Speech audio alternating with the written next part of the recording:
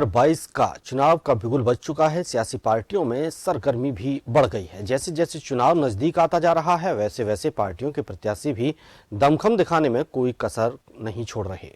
बात की जाए शिवपुर विधानसभा से तो गठबंधन प्रत्याशी अरविंद राजभर चुनाव लड़ेंगे, जो कि प्रत्याशी घोषित हो चुके हैं। इसके पहले ओम प्रकाश राजभर की चुनाव लड़ने की चर्चा शिवपुर विधानसभा से थी, लेकिन उनका टिकट यहां से कंफर्म नहीं हो पाया। उनकी जगह पर उनके बेटे अरविंद राजभर शिवपुर विधानसभा से प्रत्याशी घोषित हो चुके हैं, जो समाजवादी पार्टी गठबंधन के प्रत्याशी हैं। 2022 का चुनाव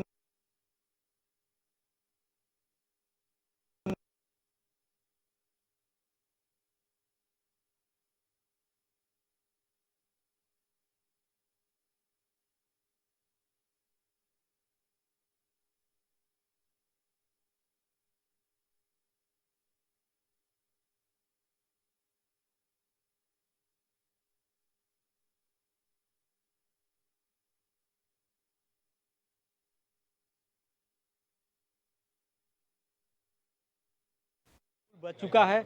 जैसे जैसे चुनाव नजदीक आ रहा है, सरगर्मियां भी बढ़ती जा रही हैं।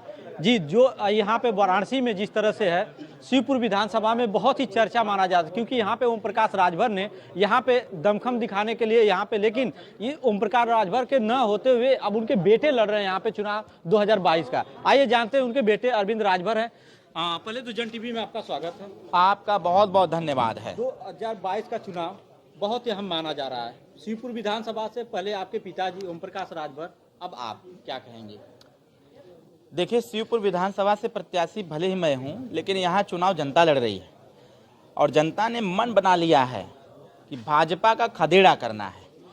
उन लोगों का खदेड़ा करना है जो सरकार में रह करके जनता को धोखा देने का कार्य किया, नौजवानों को धोखा देने का कार्य किया, महिलाओं के साथ अभद्र व्यवहार हुए।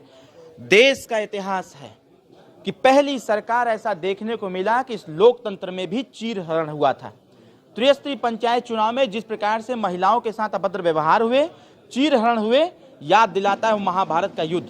जब सभागार में द्रौपदी के साथ चीरहरण हुआ तो कौरव पांडवों के बीच महासंग्राम हुआ। उसी प्रकार से यहाँ जनता तैयार है इधर से, और उधर भारतीय जनता पार्टी के लोग तैयार हैं। हम लोग तय कर चुके हैं, जनता तय कर चुकी है कि इस बार बदलाव करना है। गठबंधन की अगर बात की जाए तो 2017 में प्रचंड बहुमत से आप लोगों ने बीजेपी सरकार बनाया, लेकिन इस बार सपा का प्रचंड बहुमत से क्या?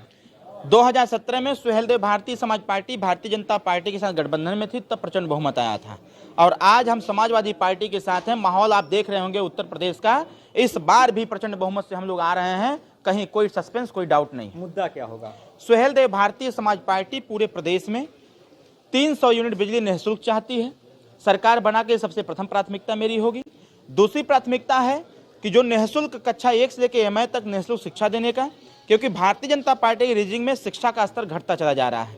इसके साथ साथ हम लोगों ने तय किया हुआ है कि अभी कोरोना काल में जिस प्रकार से हमारी सरकार ने प्रवासी मजदूर का नाम दिया कि 6.5 लाख से ज़्यादा मजदूर बाहर जाके उत्तर प्रदेश के काम करते हैं, हम लघु और कुटीर उद्योग के माध्यम से उत्तर प्रदेश के अंदर ही लोगों को काम देंगे, जिससे कि लोग आगे बढ़ सकें। जातिगत जनगणना, जिसकी जितनी संख्या भारी उसकी उतनी हिस्सेदारी, जो भी जितने प्रतिशत में होगा उसको उतना अधिकार दिया जाएगा। हर क्षेत्र में नौकर A, B, C, D के ग्रुप में, चाहे नौकरी का क्षेत्र हो, चाहे राजनीति का क्षेत्र हो, चाहे सामाजिक क्षेत्र हो, चाहे शैक्षणिक क्षेत्र हो, हर क्षेत्र में उनको दिया जाएगा। सामाजिक न्याय समिति की रिपोर्ट लागू की जाएगी कि जो आरक्षण का क्राइटेरिया होगा जातिगत जनगणना के बाद, उसके अनुरूप हम लोगों को उनका अधिकार देने का कार्य करेंगे। इसके साथ साथ जो स्वास्थ्य संबंधी सेवाएं आज विफल है उत्तर प्रदेश में, उसको सही करने के लिए हम लोग हर जनपद में एक मिनी PGI स्थापित करेंगे और हर ब्लॉक स्तर पर हम लोग 100 शैय्या बेड का अस्पताल हम लोग देने का कार्य करेंगे।